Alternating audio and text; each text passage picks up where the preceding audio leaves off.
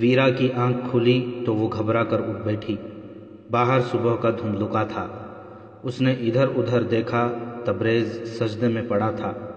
وہ سجدے سے اٹھا، پھر سجدہ کیا اور کھڑا ہو گیا۔ وہ صبح کی نماز پڑھ رہا تھا۔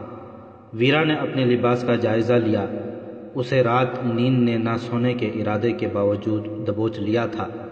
آنکھ کھلی تو وہ تبریز سے ڈر گئی، لیکن وہ جس حالت میں سوئی تھی اسی حالت میں جاگی، اور اس نے تبریز کو خدا کے حضور سجدے میں پڑے دیکھا۔ اسے وہ خواب سمجھنے لگی۔ مسلمانوں کے متعلق اس کی رائے یہ تھی کہ وحشی قوم ہے، لیکن تبریز جیسا تنومند جوان اس کی طرف توجہ ہی نہیں دے رہا تھا۔ جس لڑکی نے ناز و انداز سے سرکردہ مسلمانوں کو اپنے جال میں پھانس لیا تھا، اس کے لیے تبریز خواب کی دنیا کا ہی آدمی ہو سکتا تھا۔ ویرا پاک دامن نہیں تھی۔ بچپن سے اسے ابلیسیت کی تربیت دی گئی تھی۔ اس کے حسن اور جسم کی کشش کو جادوئی اثر بنانے کا خاص انتظام کیا گیا تھا۔ جوان ہونے تک بدی اس کی فطرت میں شامل ہو چکی تھی، مگر انسانی فطرت کا یہ خاصہ ہے کہ برسوں کی مسلسل عرق ریزی کے بغیر اس کی اصلیت بدل نہیں سکتی۔ اس پر بہروپ چڑھایا جا سکتا ہے۔ ویرا کو طغیانی نے جو پٹخیاں دی تھیں اور جس طرح موت کے منہ میں پھینکا تھا، اس سے اس کے جذبات اس پر غالب آ گئے۔ وہ طغیانی سے تو زندہ و سلامت نکل آئی تھی، مگر اس کی دہشت سے ابھی تک نہیں نکلی تھی۔ اس کے ساتھ اس پر تبریز کی دہشت طاری ہو گئی تھی۔ اس مسلمان جوان سے اسے اور کوئی ڈر نہیں تھا۔ خوف یہ تھا کہ یہ کوئی خانہ بدوش یا بدو ہوا تو اسے کسی کے ہاتھ بیچ ڈالے گا۔ وہ بک جانے کے بعد کی اذیت ناک زندگی سے ڈر رہی تھی۔ رات گزر گئی۔ تبریز نے اس کے اتنے دلکش جسم کی طرف توجہ ہی نہ دی۔ وہ بے ہوشی کی نیند سو گئی تھی، تو بھی تبریز اس سے دور رہا۔ صبح طلوع ہوئی تو اس کی تھکن ختم ہو چکی تھی اور تبریز کا خوف بھی۔ رات تک وہ اسے گنوار، بے حس اور مردہ سمجھتی رہی تھی۔ اب وہ اسے غور سے دیکھنے لگی۔ تبریز کے ہونٹ ہل رہے تھے۔ ویرا کو یوں محسوس ہونے لگا جیسے یہ شخص براہ راست خدا سے ہم کلام ہو۔ اسے تبریز کے یہ الفاظ یاد آنے لگے کہ خدا صرف ان کی مدد کرتا ہے جن کی نیت اور روح پاک ہوتی ہے۔ تب اسے خیال آیا کہ اس کی اپنی نیت پاک نہیں، وہ تبریز کی قوم کے لیے ایک حسین دھوکہ بنی ہوئی ہے۔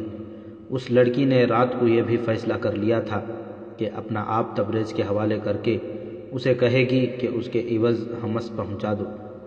اور روح، ویرا کو زندگی میں پہلی بار احساس ہوا کہ اس کا جسم روح سے محروم ہے، اور اگر روح ہے بھی تو وہ کردار کی غلاظت میں دب گئی ہے، لیکن روح مرا نہیں کرتی۔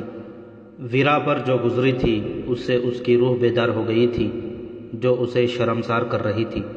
اسے تبریز کی شکل و صورت بدلی ہوئی نظر آنے لگی۔ اس کی نگاہ میں وہ فرشتہ بن گیا جو خدا سے ہم کلام تھا۔ لڑکی کے آنسو نکل آئے تھے۔ جوں جوں آنسو بہتے گئے اسے ایسے لگا جیسے اس کا وجود تبریز کے وجود میں سماتا جا رہا ہو۔ تبریز نے دعا کے لیے ہاتھ اٹھائے۔ وہ شاید بھول گیا تھا کہ اس کے گف میں کوئی اور بھی ہے، یا یہ کہ لڑکی گہری نیند سوئی ہوئی ہے۔ اس نے بلند آواز سے کہا، خدائے عز و جل، مجھے گناہوں سے دامن پاک رکھنے کی ہمت عطا فرما۔ میری روح کو اتنی پاکیزگی عطا فرما کہ تیری اتنی خوبصورت امانت کو خیانت کے بغیر منزل تک پہنچا سکوں۔ تیرا یہ بندہ کمزور اور ناتواں ہے، مجھے شیطان کا مقابلہ کرنے کی ہمت اور جرأت عطا فرما۔ تبریز فرشتہ نہیں تھا، وہ انسانی فطرت کی کمزوریوں سے پناہ مانگ رہا تھا۔ اس نے ہاتھ منہ پر پھیرے اور گھوم کر دیکھا۔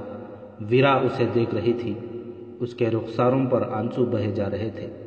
تبریز اسے کچھ دیر دیکھتا رہا۔ لڑکی نے کوئی حرکت نہ کی۔ باہر جاؤ، تبریز نے اسے کہا۔ اس طرف صاف پانی کا چشمہ ہے، منہ دھو آؤ۔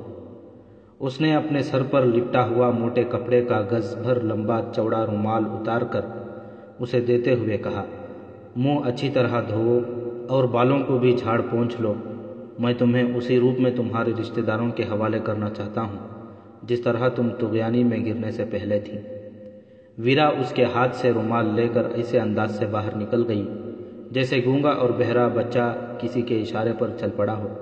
تبریز کے پاس کھانے پینے کا جو سامان تھا وہ گھوڑے کے ساتھ بندھا تھا۔ اب کھانے کے لیے کچھ بھی نہیں تھا۔ وہ ویرا کے انتظار میں بیٹھ گیا۔ ویرا منہ سر دھو کر واپس آئی تو تبریز کو یوں دھچکا لگا جیسے کسی نے اسے کانٹا چبھو دیا ہو۔ اس سے پہلے ویرا کے بال مٹی سے اٹے اور جڑے ہوئے تھے، چہرے کا بھی یہی حال تھا۔ اب بال اور چہرہ دھل گئے تو تبریز جیسے اسے پہچان ہی نہ سکا۔ وہ ایسے طلسماتی بالوں کو کبھی تصور میں بھی نہیں لا سکا تھا۔ دور دراز رہنے والے دیہاتی نے ایسا حسن کبھی نہیں دیکھا تھا۔ چہرہ اتنا ملائم اور آنکھوں میں ایسی دلکشی اسے حیران کر رہی تھی۔ تبریز اس تبریز کے ہاتھ سے نکلنے لگا جو کچھ دیر پہلے خدا کے حضور کھڑا تھا۔ اس نے بڑی مشکل سے اپنے آپ کو سنبھالا اور بولا، کھانے کے لیے کچھ نہیں، ہمیں خالی پیٹ سفر کرنا پڑے گا، چلو۔ وہ اٹھنے لگا تو ویرا نے اس کے کندھوں پر ہاتھ رکھ کر کہا، ذرا دیر بیٹھو، میں کچھ پوچھنا چاہتی ہوں، کچھ جاننا چاہتی ہوں۔ تبریز رات بھر اس لڑکی کے لیے دہشت بنا رہا تھا۔ اب اس کی ذہنی کیفیت یہ تھی جیسے یہ لڑکی اس پر غالب آ گئی ہو۔ کچھ کہے بغیر اٹھتے اٹھتے بیٹھ گیا۔ تم جب خدا کے ساتھ باتیں کر رہے تھے تو خدا تمہیں نظر آ رہا تھا؟ خدا ہمیں نظر نہیں آیا کرتا، تبریز نے کہا۔ میں عالم نہیں، اس لیے بتا نہیں سکتا کہ خدا نظر آئے بغیر کس طرح اپنی موجودگی کا احساس دلاتا ہے۔ میں اتنا جانتا ہوں کہ خدا میری باتیں، میری دعائیں سن لیتا ہے۔ تمہیں یقین ہے کہ یہ خدا تھا جس نے تمہیں اتنی قوت دی کہ تم نے مجھے طغیانی سے نکال لیا؟ ویرا نے پوچھا۔ ہمیں خطیب نے بتایا ہے کہ روح پاک ہو تو خدا ہر مشکل میں مدد دیتا ہے، تبریز نے جواب دیا۔ اگر میں اس ارادے سے تمہیں بچانے کی کوشش کرتا کہ تم بہت خوبصورت لڑکی ہو اور تمہیں بچا کر کہیں لے بھاگوں گا تو میں بھی تمہارے ساتھ ڈوب جاتا، مگر میری روح پاک نہیں ہے۔ ویرا نے دھکیارے سے لہجے میں کہا، خدا نے میری مدد کیوں کی ہے؟ مجھے ڈوبنے سے کیوں بچایا ہے؟ ہم اس چل کے خطیب سے پوچھیں گے، تبریز نے کہا۔ مجھ میں اتنی عقل نہیں۔ اور تم نے میرے جسم سے کیوں بے رخی کی؟ ویرا نے اس سے پوچھا۔ اگر میں ایسا کرتا جیسے تمہیں ڈر تھا تو میں تمہارے خنجر سے نہ بچ سکتا، تبریز نے جواب دیا۔ تم خدا کی امانت ہو۔ اور وہ چپ ہو گیا۔ ذرا دیر بعد بے اختیار بولا، تم بہت ہی خوبصورت امانت ہو ویرا، آؤ چلیں۔ وہ بے قرار سا ہو کر اٹھنے لگا۔ ویرا نے اسے اٹھنے نہ دیا۔ تبریز نے کہا، مجھے اپنے قریب زیادہ دیر نہ بیٹھنے دو، مجھے اتنے سخت امتحان میں نہ ڈالو لڑکی، مجھے خدا کے حضور سرخرو ہونے دو۔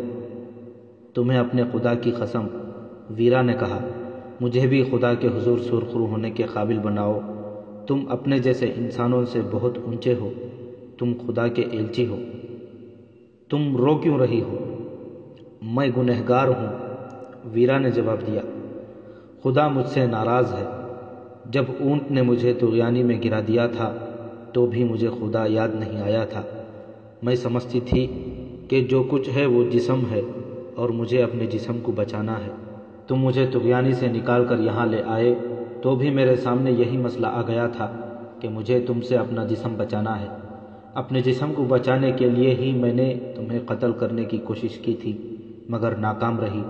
میں طغیانی سے بھی بچ گئی، تم سے بھی بچ گئی، لیکن تمہاری عبادت اور دعا نے مجھے بتایا کہ مجھے بچانے والی قوت کوئی اور تھی۔ مجھے بتاؤ وہ قوت کیا ہے، کہاں ہے؟ یہ خدا کی قدرت ہے، تبریز نے جواب دیا۔ یہ روح کی پاکیزگی کا کرشمہ ہے۔ میری ساری زندگی ایک گناہ ہے۔ مجھے صاف لفظوں میں بتاؤ، تبریز نے پوچھا۔ تم رقاصہ ہو، امیروں وزیروں کے پاس رہتی ہو؟ میں نے سنا ہے کہ ایسی لڑکیاں بہت خوبصورت ہوتی ہیں، میں نے ایسی خوبصورت لڑکی کبھی نہیں دیکھی تھی۔ ویرا خاموش رہی، اس کی آنکھوں میں آنسو آ گئے۔ وہ سرک کر تبریز کے قریب ہو گئی۔ تبریز پرے سرک گیا۔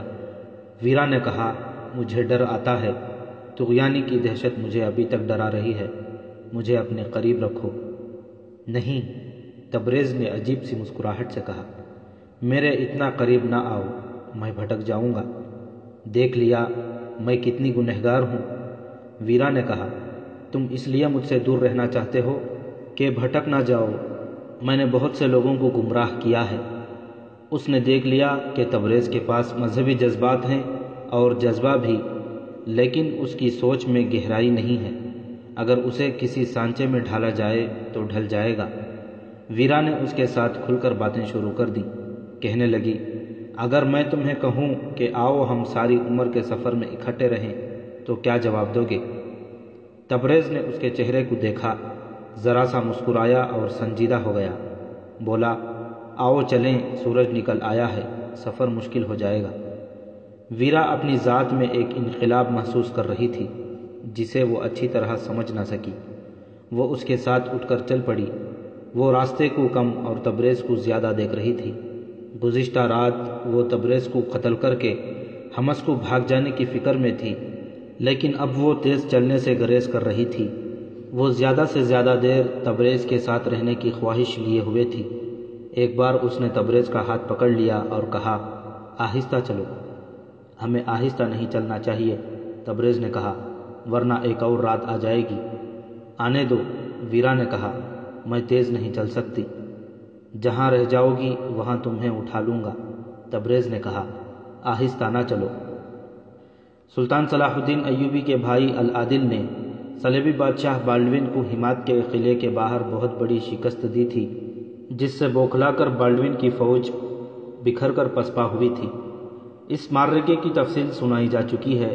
اس صلیبی بادشاہ نے بڑی مشکل سے اپنی بکھری ہوئی فوج کو یکجا کیا تھا، تب اسے اندازہ ہوا تھا کہ اس کا کتنا جانی نقصان ہوا ہے۔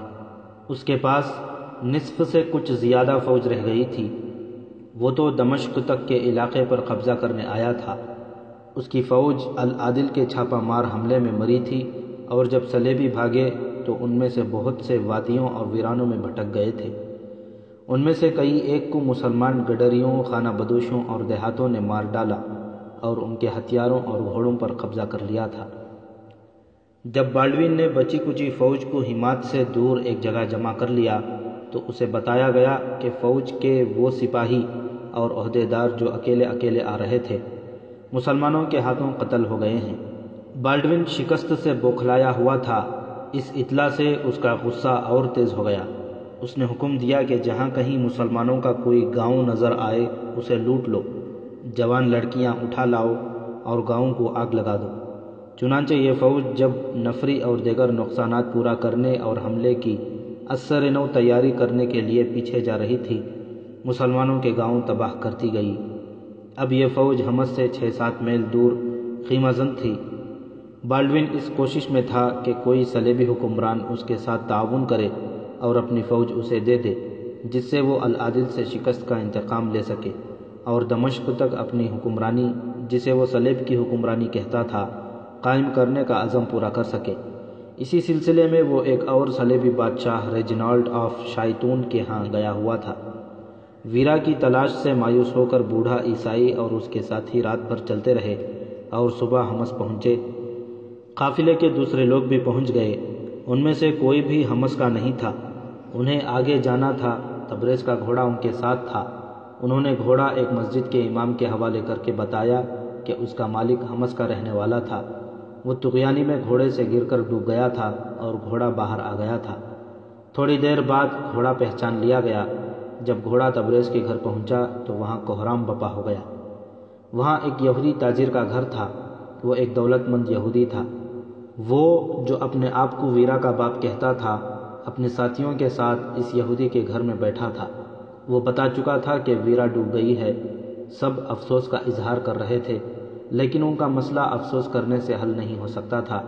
بوڑھے نے یہودی میزبان سے پوچھا کہ حمص کے مسلمانوں کی سرگرمیاں اور عزائم کیا ہیں؟ بہت خطرناک، میزبان نے جواب دیا۔ انہیں باقاعدہ ٹریننگ دی جا رہی ہے اور یہ قصبہ سلطان ایوبی کے چھاپہ ماروں کا اڈا بنتا جا رہا ہے۔ خطیب صرف خطیب نہیں، فوج کا کمانڈر اور استاد معلوم ہوتا ہے۔ اگر اسے قتل کرا دیا جائے تو کیا فائدہ ہوگا؟ بوڑھے عیسائی نے پوچھا۔ کچھ بھی نہیں، یہودی تاجر نے جواب دیا۔ اس کا نقصان یہ ہوگا کہ مسلمان ہم پر شک کر کے ہم میں سے کسی کو بھی زندہ نہیں رہنے دیں گے۔ یہ قصبہ ان کی سلطنت میں ہے۔ یہاں جو عیسائی اور یہودی گھرانے ہیں، کیا ان کی لڑکیاں کچھ نہیں کر سکتی؟ بوڑھے نے پوچھا۔ آپ جانتے ہیں کہ اس کام کے لیے کتنی ٹریننگ اور تجربے کی ضرورت ہے، میزبان نے جواب دیا۔ ہماری لڑکیوں میں کوئی ایک بھی اتنی چالاک نہیں، اور آپ ضروری سمجھتے ہیں کہ یہاں کے مسلمان جنگی ٹریننگ حاصل نہ کر سکیں؟ بوڑھے نے پوچھا۔ آپ کیا حکم لے کر آئے ہیں؟ میزبان نے پوچھا۔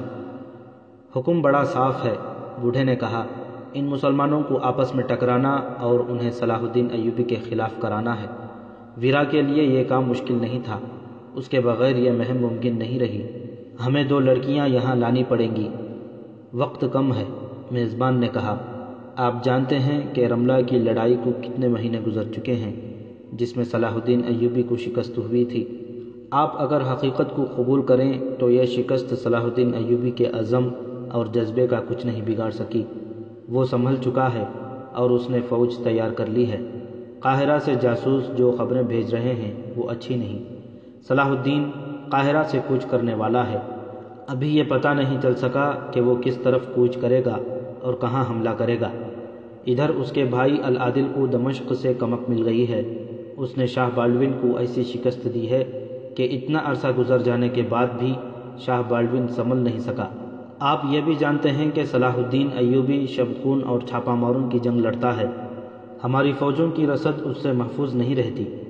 اگر حمص کے مسلمانوں نے اس کے چھاپا ماروں کے لیے اڈا مہیا کر دیا تو یہ لوگ ہماری رسد اور آگے جانے والی کمک کے لیے مصیبت بن جائیں گے۔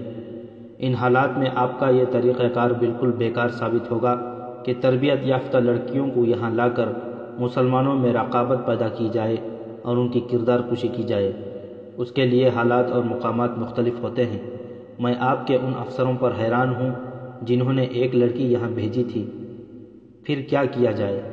صفایا، میزبان نے اپنے ہاتھ کو تلوار کی طرح دائیں بائیں جنبش دے کر کہا، پورے قصبے کو آبادی سمیت ختم کرنا پڑے گا۔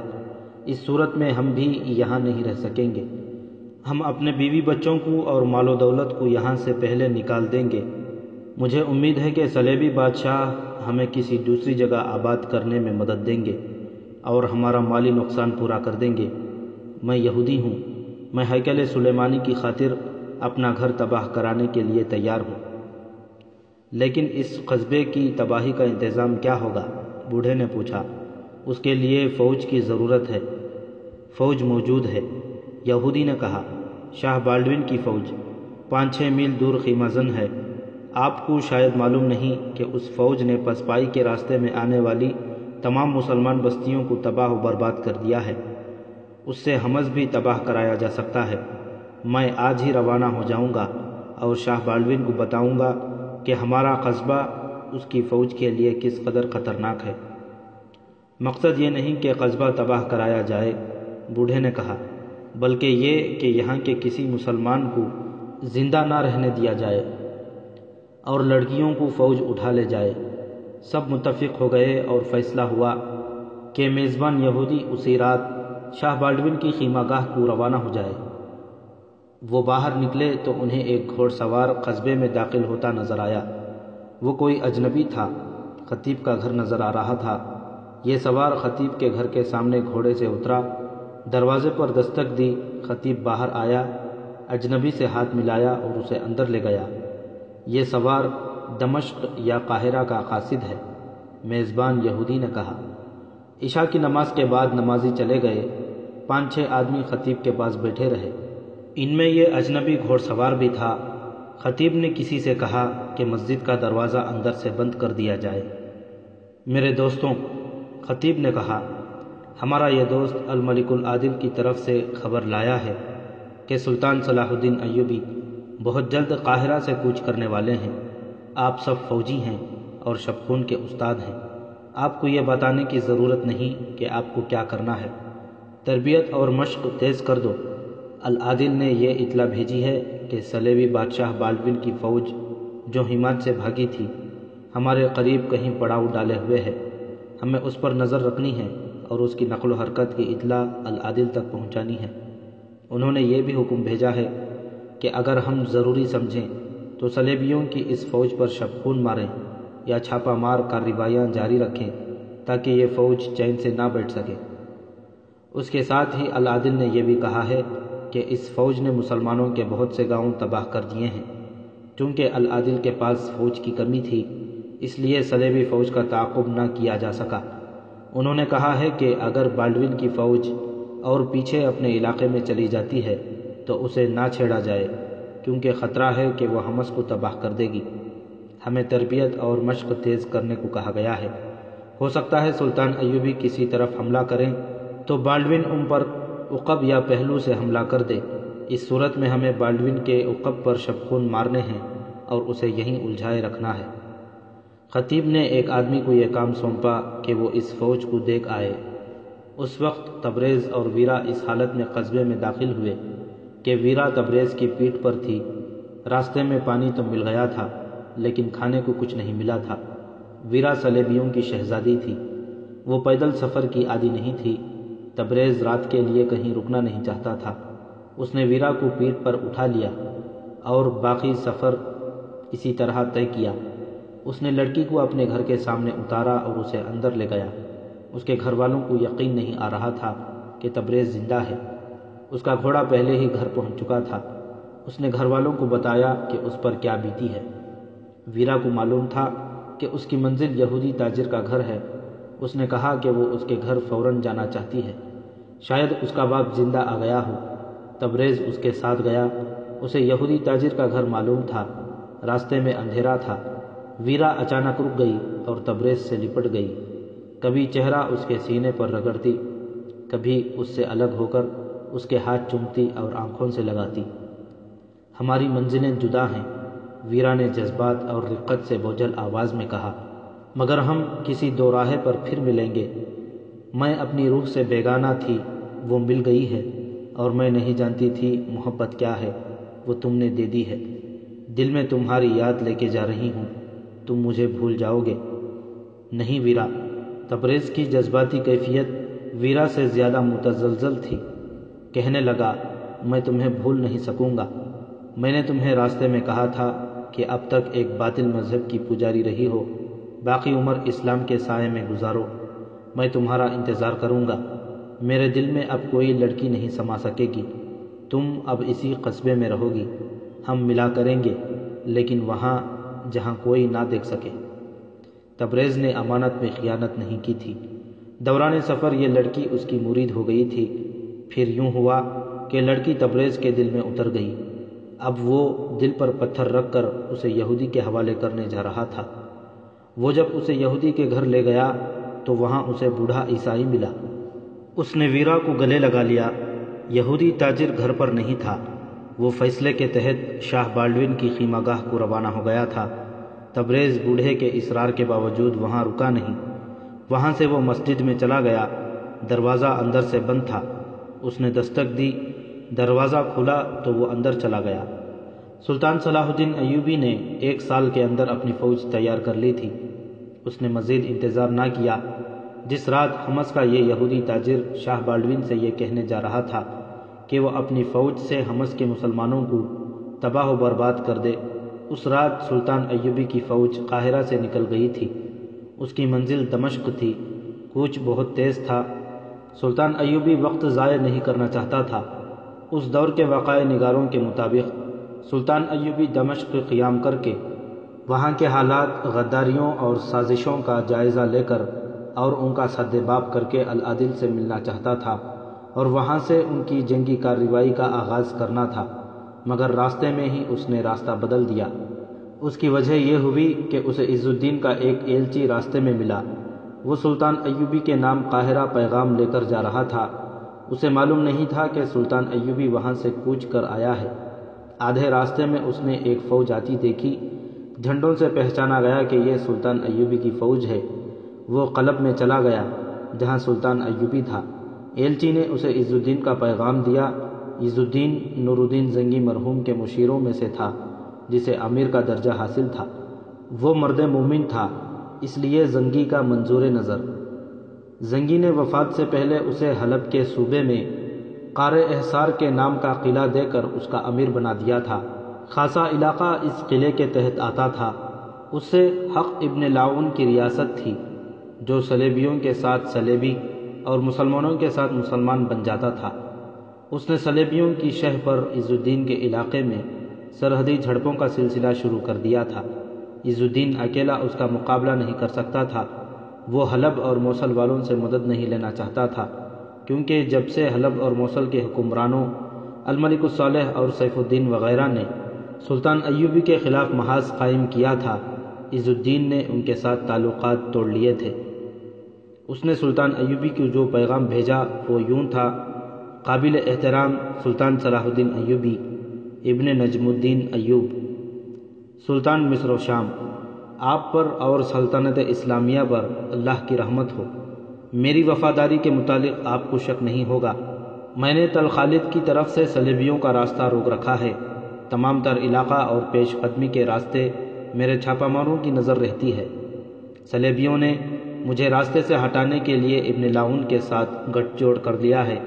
آپ جانتے ہیں کہ میری سرحد اس علاقے سے ملتی ہے جو دراصل آرمینیوں کا علاقہ ہے۔ ان آرمینیوں نے میری سرحدی چوکیوں پر حملے شروع کر دیے ہیں۔ آپ آگاہ ہوں گے کہ میرے پاس فوج کی کمی ہے۔ صلیبیوں اور آرمینیوں نے میرے پاس 2 بار ایلچی قیمتی تحائف کے ساتھ بھیجے تھے۔ وہ مجھے دعوت دے رہے تھے کہ میں ان کا اتحادی بن جاؤں اور آپ کے خلاف لڑوں۔ انکار کی صورت میں انہوں نے مجھے حملے کی دھمکی دی ہے۔ میری جگہ کوئی اور ہوتا تو اپنی زمین کے تحفظ کے لیے یہ دعوت قبول کر لیتا۔ یہ جگہ اتنی دور ہے کہ وقت پڑے تو مدد کو آنے والے بروقت نہیں پہنچ سکتے۔ اس کے باوجود میں نے ان کی دعوت کے بجائے ان کی دھمکی قبول کی ہے، اور میں نے یہ اقدام اللہ کے بھروسے پر کیا ہے۔ میں اپنا قلعہ اور اپنا علاقہ اور اس کے ساتھ اپنی جان قربان کر دوں گا، صلیبیوں کے ساتھ اتحاد نہیں کروں گا۔ میں نور الدین زنگی مرحوم کی روح کے آگے جوابدہ ہوں، اور میں ان کی لاکھوں شہیدوں کے آگے جوابدہ ہوں جو قبلہ اول کے نام پر قربان ہو چکے ہیں۔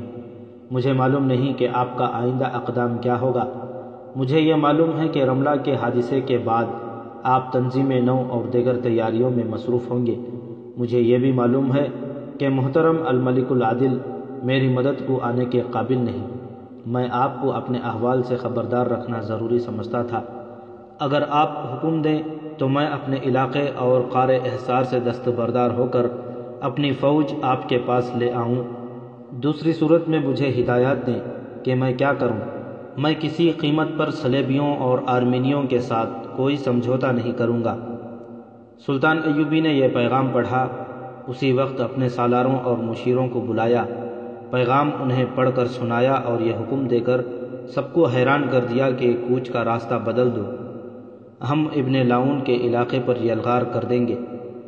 سلطان ایوبی ڈکٹیٹروں کی طرح حکم نہیں دیا کرتا تھا، اور وہ جذبات سے مغلوب ہو کر بھی کوئی جنگی کارروائی نہیں کیا کرتا تھا، مگر اس حکم کے پیچھے جنگی فہم و فراست کے ساتھ جذبات بھی کار فرما تھے۔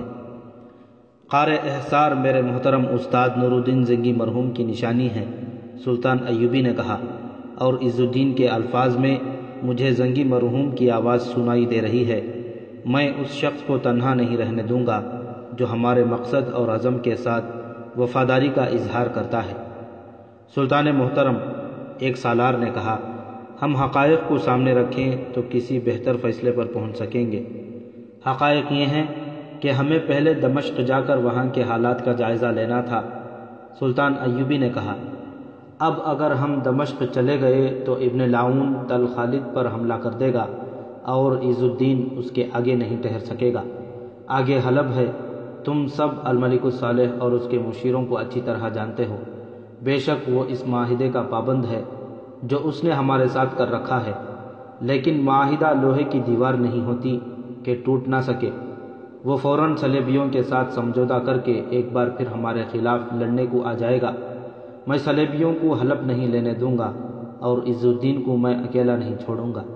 کچھ دیر عملی پہلوؤں پر بحث مباحثہ ہوا اور طے ہوا کہ تل خالد کی سمت کوچ ہوگا۔ سلطان ایوبی نے عز الدین کے ایلچی کو زبانی پیغام دیا جس میں کہا کہ عز الدین ابن لاؤن سے ملے اور اسے دوستی کا دھوکہ دے، لیکن اسے اپنے علاقے میں دخل انداز نہ ہونے دے، اس کے ساتھ دوستی کے شرائط پر بات چیت کرتا رہے، اور اسے یہاں تک دھوکہ دے کہ وہ اپنی فوج اس کے حوالے کر دے گا۔ سلطان ایوبی نے ایلچی کو بتا دیا کہ اس نے اپنی فوج کو تل خالد کی طرف تیز کوچ کا حکم دے دیا ہے۔ ایلچی روانہ ہو گیا۔ صلیبی جاسوس سلطان ایوبی کی نقل و حرکت دیکھ رہے تھے اور صلیبیوں تک خبریں پہنچا رہے تھے، جن کے مطابق انہوں نے اپنے قلعوں اور اپنے علاقوں کا دفاع مضبوط کر لیا تھا۔ وہ جانتے تھے کہ سلطان ایوبی کے اقدامات کے متعلق کوئی پیشن گوئی نہیں کی جا سکتی۔ صلیبیوں کے مشترکہ ہیڈ کوارٹر میں جب جاسوسوں نے یہ اطلاع دی کہ سلطان ایوبی کی فوج دمشق کے راستے سے ہٹ کر کسی دوسری طرف جا رہی ہے، تو ان کے جرنیلوں نے کہا کہ ایوبی اپنے آزمائے ہوئے میدانوں میں لڑنا چاہتا ہے۔